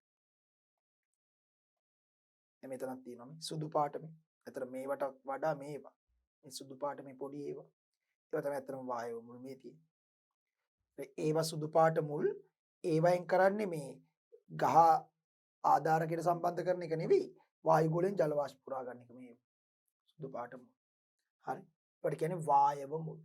ශාකවල ප්‍රභා සංශ්ලේෂණ ක්‍රියාවලිය සිදු කිරීම සඳහා ජලය අවශ්‍ය වේ. ඔව් ඒක ඉතා වැදගත් එකක්. ශාක වලට ජලය අවශ්‍ය වෙන ප්‍රධානම කාර්යයක් තමයි ප්‍රභා සංශ්ලේෂණයේ අමුද්‍රව්‍ය. අපි දන්නවා ප්‍රභා සංශ්ලේෂණ ක්‍රියාවලිය ලියන්නේ අපි කොහොමද? ප්‍රභා සංශ්ලේෂණය අපි ලියන්නේ කාබන් ඩයොක්සයිඩ්. ප්‍රභා සංශ්ලේෂණ ක්‍රියාවලිය අපි ලියන්නේ කාබන් ඩයොක්සයිඩ්.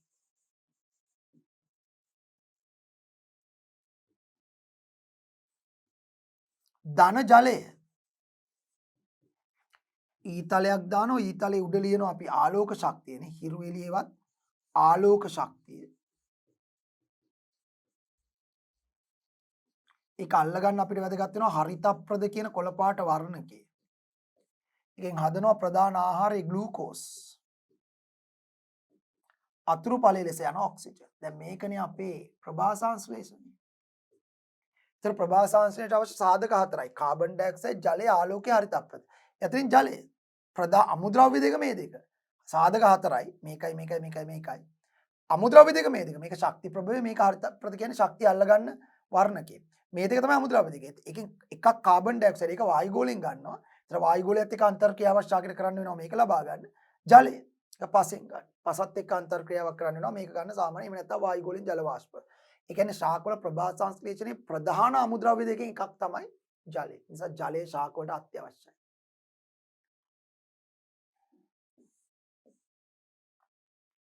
එහෙනම් මේ බලන්න. ශාකවල ප්‍රභා සංශ්ලේෂණ ක්‍රියාව සිදු කිරීම සඳහා ජලය අවශ්‍ය වේ. ශාකවල සන්ධාරණය සඳහා ජලය අවශ්‍ය වේ. ඒ මොකද්ද සන්ධාරණය? සන්ධාරණය කියන්නේ ශාකවල ඍජුභාවය. කියන්නේ කෙලින් ඉන්න. ගහ කෙලින් තියාගන්න. වැනෙන්නේ නැතුව, මැලවෙන්නේ නැතුව, නැමින් නැතුව කෙලින් ගහ තියාගන්න. ඒකට කියනවා ඍජුභාවය. ඒවත් දෘඪ බවට, හයිය ගතියට. අපි ලස්සන වචනයක් කියනවා විද්‍යාවේ සන්ධාරණය. ශාකයක සන්ධාරණය ක්‍රම දෙකකට වෙනවා. කාෂ්ඨීය කඳන්වල. කාෂ්ඨීය කඳන් කියන්නේ ගහේ කඳේ ලීයක් තියෙනවා. ලීයක් හෙවත් දැවයක්. ලීයක් හෙවත් දැවයක් තියෙනවා. දැවයක් තියෙන කඳන්වල ඒ දැවේ මගින් තමයි ශාකයට සන්ධාරණය දෙන්නේ. උදාහරණ අඹ, කොස්, මැහෝගනි, දෙල්, එතකොට ගියාම ජාම්බෝ පෙර මේ ඔක්කොගෙම අපිට මේ දැව ලෙස පාවිච්චි මිනිහට දැව ලෙස පාවිච්චි කරන්න පුළුවන්ද නැද්ද කියන එක වෙනම කතාවක්. නමුත් ඒ හැම එකෙම ගහේ මැද ලීයක් හෙවත් දැවයක් තියෙනවා. හයිය අරටුවක් තියෙනවා. දැවයක් තියෙනවා. ඒතකොට ඒ දැවෙන් හෙවත් කාෂ්ඨය කියලා ඔකට විද්‍යාවේ කියන්නේ කාෂ්ඨයෙන් තමයි ඒගොල්ලන්ට සන්ධාරණයවත් දෘಢභාවය දෙන්නේ. ඒතකොට කාෂ්ඨයෙන් දෘಢභාවය ලැබෙන නිසා දවස් දෙක තුනක් වතුර නැතුව හිටියත්, වහින් නැතුව හිටියත්, පසේ ජලය හිඟ වුණත් එවැනි ගස් මැලවෙන්නේ නැහැ. දැන් අඹ ගහට අපි වතුර දැම්මේ නැහැ කියලා දවස් 4ක් 5ක් අඹ ගහ මැලවෙන්නේ නැහනේ. මොකද අඹ ගහේ දෘಢභාවයවත් සන්ධාරණයට හේතු වෙන්නේ ගහේ කඳේ මැද තියෙන ලීය, අඹ ලීය, කාෂ්ඨය. කොස් ගහකට අපි වතුර දාන්න ඕනෙත් නැහැ. අපි දවස් 5ක් 6ක් වතුර දැම්මේ නැහැ කියලා. එහෙම නැත්නම් වහින්න නැතුව මාස දෙක තුනක් තිබ්බයි කියලා. කොස් ගහේ කඳ මැලවෙන්නේ නැහැ නේ මෙහෙම. මොකද කොස් ගහේ ඍජුභාවයවත් දෘಢභාවය නැත්නම් සන්ධාරණය දෙන්නේ කොස් ගහේ මැද තියෙන ලීය, කාෂ්ඨය, කොස් ලීය. නමුත් අපි ගත්තොත් මේම ලීයක් නැති ගස්. ඒවට කියනවා ලපටි අකාෂ්ඨීය කඳන්.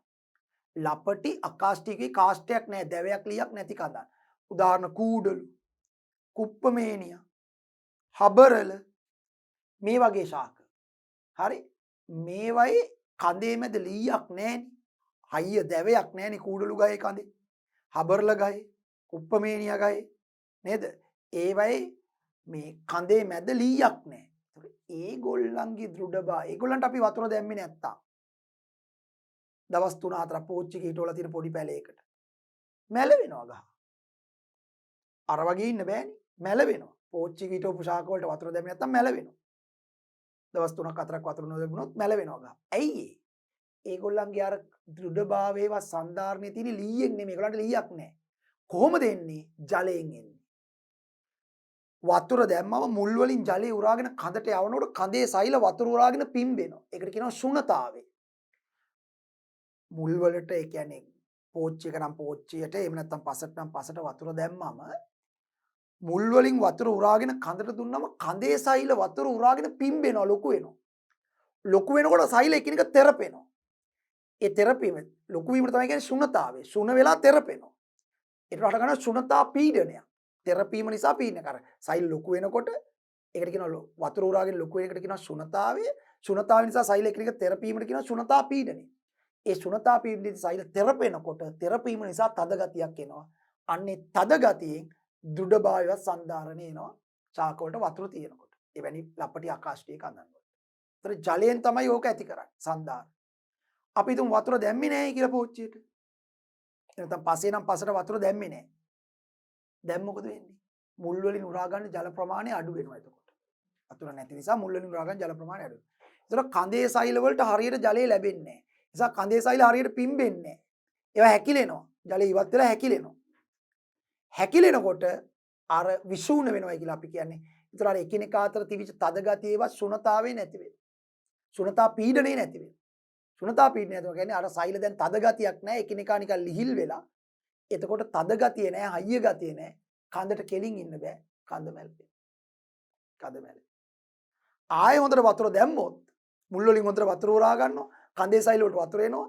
සෛල ලොකු වෙනවා. ලොකු වෙලා නැවත එකිනෙකාට තෙරපෙලා පීඩනය ඇති වෙනවා. තද ගතිය එනවා. ආයෙ කඳ ඍජු වෙනවා. ආයෙ වතුර දැම්මේ නැත්තම් මැලවෙනවා. ඒ කියන්නේ ලපටි අකාෂ්ඨීය කඳන් වල දෘಢභාවයේවත් සන්ධාරණය සඳහා ජලයේ වැදගත් වෙනවා. ජලය නැති වුණොත් ඒවා මැලවෙනවා. අර කාෂ්ඨීය කඳන් වල එවනේ දැවයෙන් ඒක ඇති කරන්නේ මේගොල්ලන්ගේ වතුරේ ජලය. අරගොල්ලන්ගේ දැවයෙන් මේගොල්ලන්ගේ ජලය. හරි. එතකොට ශාකවල ප්‍රභාසංශ්‍රී ක්‍රියාව සිදු කිරීම සඳහා ජලය අවශ්‍ය වෙයි කිව්වනේ. ශාකවල සන්ධාරණය සඳහාද ජලය අවශ්‍ය වෙයි. ජලය අඩු වන විට ශාක මැලවී යන නමුත් ජලය ලැබෙන විට එම ශාක ප්‍රාණවත් වේ. මේ කියන්නේ ලපටි අකාෂ්ටීය ගන්න. ඒ අනුව කාෂ්ටීය නොවන ශාකවලට, ඒකයි කිව්වේ අකාෂ්ටීය ගන්න. කාෂ්ටීය නොවන ශාකවලට ඒවායේ දෘಢතාවය පවත්වා ගැනීම, සන්ධාරණය පවත්වා ගැනීම සඳහා ජලය වැදගත් වේ. ඒවායේ දෘಢතාවයවත් සන්ධාරණය පවත්වා ගන්න ජලය වැදගත් වෙනවා.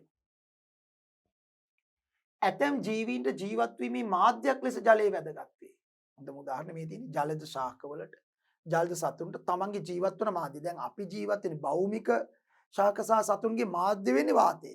වායු ගෝලයේනේ අපි ජීවත් වෙන්නේ. වායු මාධ්‍ය. නමුත් දැන් මේ ජලයේ ජීවත් වෙන ජීවී නේ, ජලජ ශාක, ජලජ සතුන් වෙනත් ජලජ ජීවීන්. ඒගොල්ලන්ගේ මීඩියා එක මාධ්‍ය වෙන්නේ, මීඩියම් එක වෙන්නේ ජලය. හරි? ඒතකොට ඒගොල්ලන් ජලයේ නැතුව ඉන්න බෑ. මාධ්‍ය ලෙස ජලය වැදගත් වෙනවා. දැන් අපිටත් ජලය ඕනේ. නමුත් අපේ මාධ්‍ය ජලය නෙවෙයිනේ. අපේ මාධ්‍ය වාතය. වායුගෝලීය මාධ්‍ය අපි. මේගොල්ලන්ට එහෙම බෑ. මොනවා ජලීය මාධ්‍යයක් ඕනේ. ඇතැම් ජීවීන්ට ජීවත් වීමේ මාධ්‍යයක් ලෙස ජලය වැදගත් වේ. ඔවුන්ට ජීවත් වීම සඳහා අවශ්‍ය ඔක්සිජන් මෙන්ම ආහාර ලබා ගන්නේද ජලීය මාධ්‍යනේ. එවැනි ජලයේ මාධ්‍ය කොටගෙන ජීවත් වෙන සත්තු ශ්වසනයට අවශ්‍ය ඔක්සිජන් ගන්නේ ජලයේ දී වූ ඔක්සිජන්. ඒ වගේම ආහාර ගන්නෙත් ඒ ජලයේ තියෙන කුඩා කුඩා අංශු. බීජ ප්‍රෝහණය සඳහා ජලය අවශ්‍ය වේ. බීජ ප්‍රෝහණය වෙන්න ජලය ඕනේ. මොකද බීජයක් පැලවෙන්න අනිවාර්යෙන් වතුර ඕනේ. වතුර නැති පරිසර තත්ත්වයක බීජයක් කවදාවත් පැලවෙන්නේ නැහැ. බීජ ප්‍රෝහණයට ජලය අවශ්‍යමයි. හරි. ඒ කියන්නේ ඉස්සලම බීජ ප්‍රෝහණය වෙනකොට දැන් මෙහෙම බීජයක් ගත්තොත් බීජයක පිටින්ම තියෙනවා බීජාවරණය. මේ බීජාවරණය ටිකක් ඝනකම්. ඊට ඇතුලෙන් තියෙනවා කලලය. පොඩි කලලය. ඔය කලලය තමයි වර්ධනය වෙන්නේ. කලලේ වටේ තියෙනවා බීජ පත්‍ර. ඒක බීජ පත්‍රී නම් එක බීජ පත්‍රයයි, ද්විබීජ පත්‍රී නම් බීජ පත්‍ර දෙකක් තියෙනවා. මේ තියෙන බීජ පත්‍ර දෙක, මේ තියෙන කලලය. ඊට පස්සේ තියෙන භ්‍රූණ පෝෂය. භ්‍රූණ පෝෂයේ තියෙන සංචිත ආහාර. මේ කලලයට කවදාරි ප්‍රෝහණය වෙලා අලුත් පැලයක් හදාගෙන, අලුත් පත්‍ර හදාගෙන ප්‍රභා සංශ්ලේෂණය කළා Taman තනියෙන් ආහාර නිපදවා ගන්න තාක්කල් ජීවත් වෙන්න ඕන කරන ආහාර ටික තමයි මේ භ්‍රූණ පෝෂයේ තියෙන්නේ. ඒ කියන්නේ භ්‍රූණ පෝෂය. ඒතර මේ තියෙන්නේ බීජාවරණය, කලලේ. එයා තමයි මෙතන ඉන්න ප්‍රධාන එක්කෙනා. එයා පැලලා තමයි ඊළඟ පැලේ එන්නේ. බීජ පත්‍ර දෙක තියෙනවා, භ්‍රූණ පෝෂය තියෙනවා. දැන් බීජ පැලවෙනකොට වෙන්නේ මොකද්ද? බීජාවරණේ පලාගෙන මේ කලලේ වර්ධනය වෙලා බීජාවරණේ පලාගෙන බීජාංකුරේ පිටතට මතුවෙන්න ඕනේ. ඔව්. මුලින්ම බීජ ප්‍රෝහණය වෙන්නේ ඒකයි. මේ බීජාවරණේ කොහෙන් හරි පැරිලා බීජාංකුරේ කියලා මේකට කියන්නේ. මේ කල්ලේ වර්ධනලා බීජාංකුරේ, මේ තියෙන බීජාංකුරේ එළියට එනවා. දැකලා ඇති මුං ඇටේම පැලවෙනකොට මුලින්ම මේ වගේ පොඩි දැල්ලක් වගේ කැල්ලක් මුං ඇටේ පලාගෙන එළියට එනවා. බීජාවරණේ පලාගෙන බීජාංකුරේ පිටතට එන්න ඕනේ. ඊට පස්සේ මෙයා මෙහෙම ඇවිල්ලා මෙයා දිගට වර්ධනය වෙනකොට බීජ මූලයත් ඔතනින් පැනලා එළියට ඇවිල්ලා බීජ මූලේ වර්ධනය වෙනවා මුලක් හැටියට. ඊට පස්සේ ඉතින් දිගට මොක වර්ධනයලා මෙයා දිගට වර්ධනය වෙලා උඩට ගිහිල්ලා පත්‍ර හදාගෙන දිගට වර්ධනය වෙනකොට මේක නැතිලා යනවා. එතකොට දැන් ওই වැඩේ ආරම්භ වෙන්න බීජාවරණේ පලාගෙන බීජාංකුරේ පිටතට එන්න නම් ජලය ඕනෙමයි. මෙයාට ජලය ලැබුණම තමයි එකක් මේක ඇතුලේ රසායනික ප්‍රතික්‍රියා, ජෛව රසායනික ප්‍රතික්‍රියා වෙලා කල්ලේ හොඳට වර්ධනලා මේක පලාගෙන එළියට එන්න ප්‍රතික්‍රියා ටික සිද්ධ වෙනවා. අනික එක තමයි වතුර ලැබුණම තමයි බීජාවරණේ පෙඟිලා බීජාවරණේ ශක්තිමත්භාවය අඩු වෙලා බීජාංකුරේ බීජාවරණේ පලාගෙන එළියට එන්න පුළුවන්. එතකොට බීජ ප්‍රෝහණය සඳහා අත්‍යවශ්‍ය සාධකයක් තමයි ජලය. ජලය නැත්තම් බීජ ප්‍රෝහණයක් වෙන්නේ නැහැ. ඒ නිසා අනිවාර්යයෙන්ම බීජ ප්‍රෝහණයට වතුර තියෙන්න ඕනේ. කොච්චර බීජ අනික් සාධක සියල්ල හොඳට තිබුණත් ජලය නැත්තම් බීජ ප්‍රෝහණය වෙන්න බෑ. අනිවාර්යයෙන්ම ජලය තියෙන්න ඕනේ. ඇතුලේ ජෛව රසායනික ප්‍රතික්‍රියා ටික උත්ප්‍රේරණය වෙන්නත්, ඒ වගේම බීජාවරණය පෙඟිලා ශක්තිමත්භාවය අඩු වෙලා බීජාංකුරේට බීජාවරණේ පලාගෙන එළියට එන්න පහසු වෙන්නත් ජලය තියෙන්න ඕනේ.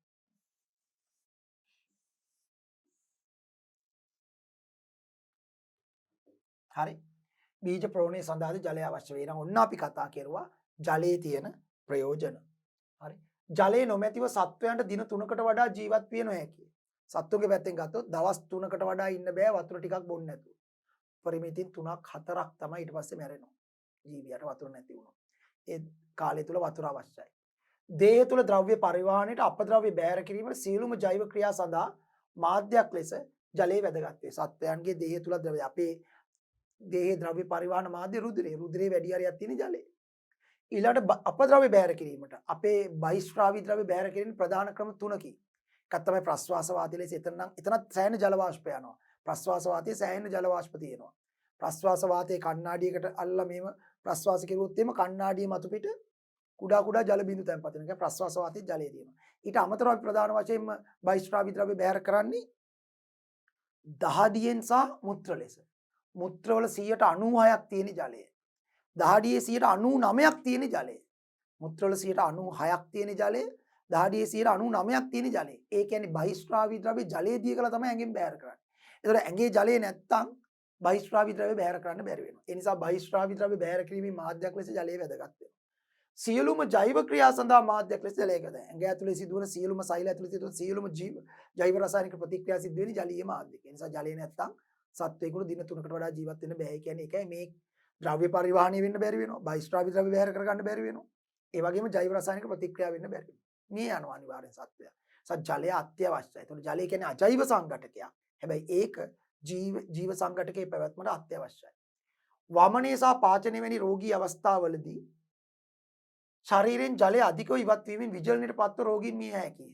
ඔව් දැන් වමන යනකොට දිගටම පාචනයේදී මල ද්‍රව්‍ය දියර තත්ත්වෙන් බැහැර වෙනකොට ජලය ගොඩක් යනවා ඇඟේ. මල ද්‍රව්‍ය දියර තත්ත්වෙන් එනකොටත් එතනත් ජලය යනවා වමන යනවා. ඒතර පාචනයේ සහ වමනයේදී ඇඟෙන් වතුර ගොඩාක් යනවා නම් අනිවාර්යයෙන්ම අපි යාට ඒ වෙනට නැවත ඒ කියන්නේ දියර වර්ග දෙන්න ඕනි බොන්න. අපි හිතමු යාට වමන යනවා ඒ නිසා දියර වර්ග නොදී ඉන්නවයි කියලා නේද? සමහර අය එහෙමනේ වමන යන නිසා බොන්නේ. එතකොට වෙන්නේ මොකද්ද? වමන ගිහිල්ලා පාචනය නිසා ඇඟෙන් ජලය ඉවත් වෙලා අර රෝගේ නිසා නෙවෙයි. ඒ හරහා ඒ රෝගය මොකක් හරි වෙන රෝගයකට තමයි වමනේ හෝ පාචනේ හටගන්නේ. හැබැයි වමනෙන් හෝ පාචනෙන් ඇඟෙන් අවශ්‍ය ප්‍රමාණයට වඩා ජලය ඉවත් වෙලා ඇඟේ වතුර නැති වෙලා විජලනයට ලක් වෙලා මරණයට ලක් වෙන්න පුළුවන්. ඒක නිසා අනිවාර්යයෙන්ම වමනේ සහ පාචනයේ උග්‍ර ලෙස තියෙනවා නම් එවැනි රෝගියෙක්ට නිතර දියර වර්ග පානය කිරීමට දෙන එක හරිය වැදගත්. මොකද නැත්තම් එයාගේ අර රෝගේ නිසා නෙමෙයි මේ යන්නේ.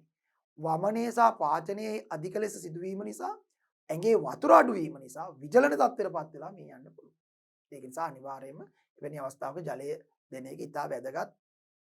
ගොඩාක් වමනේ සහ පාචනයේ තියෙනවා. පැහැදිලි? හරි. හොඳයි ඊළඟට අපිට කතා කරන්න තියෙන අතම ආලෝකය ගැන. ඒතර අපි කතා කෙරුවා පරිසර පද්ධතියක තියෙන අජෛව සංඝටක දෙකක් වාතය සහ ජලය. අපිට වාතය ගැන කතා කරනවා, ජලය ගැන කතා කරා. තව තියෙනවා අපිට ආලෝකයේ උෂ්ණත්වය සහ පස. මේවත් පරිසර පද්ධතියේ තියෙන අජෛව සාධක. ඉතින් මේ ගැන අපි දීර්ඝව කතා කරනවා අපේ ඊළඟ පරිච්ඡේදයේදී. තව අජෛව සාධක තුනක් ආලෝකය, උෂ්ණත්වය සහ පස කියන සාධක අජෛව සාධක කොහොමද පරිසර පද්ධතියට බලපාන්නේ කියලා. ඒ සඳහා අපි මේ කරපු සාකච්ඡා කරපු අජෛව සාධක දෙක ජලය සහ වාතය පරිසර පද්ධතියක තියෙන ජීවි සංඝටකයට වැදගත් වන ආකාරය ඒවා ප්‍රශස්තාන්තමින් තියෙන්න ඕනේ ඇයි කියන කාරණු ඔබ වහන්සේලා හොඳින් අවබෝධ කරගන්න මේ දරුවෝ හොඳින් පාඩම් කරලා සූදානම් වෙලා එන්න. අපේ ඊළඟ පරිච්ඡේදයේදී අපි තවදුරටත් පරිසර පද්ධතියක අජෛව සංඝටක ගැන දීර්ඝව සාකච්ඡා කරන්න බලාපොරොත්තු වෙනවා. හොඳයි එහෙමනම් ඊළඟ පරිච්ඡේදයේදී තවදුරටත් අජෛව සංඝටක ගැන සාකච්ඡා කිරීමේ බලාපොරොත්තු ඇතිව මේ පරිච්ඡේදයෙන් සමුගන්නවා. සියලුම දෙනාට තෙරුවන් සරණයි. සප්පදානං ධම්මදානං චිනාති. සියලු දානයන්ට වඩා ධර්ම දානය උතුම් වන්නේය යන උතුම් බුදු වදන පසක් කරමින් පිරිවෙන් අධ්‍යාපනය ලබන සුවහසක් පොඩි හාමුදුරුවන් වහන්සේලාගේ මෙහෙණින් වහන්සේලාගේ සහ දුවා දරුවන්ගේ දහම් ඇස විවර කරමින් සම්බුද්ධ ශාසනයේ චිරස්ථිතිය උදෙසා ධම්මික පෙරේරා, ෆ්‍රෙසිලා පෙරේරා පදනම මගින් සිදු කෙරෙන මහඟු සමාජ සත්කාරයයි ඩීපී පිරිවෙන් අධ්‍යාපනය.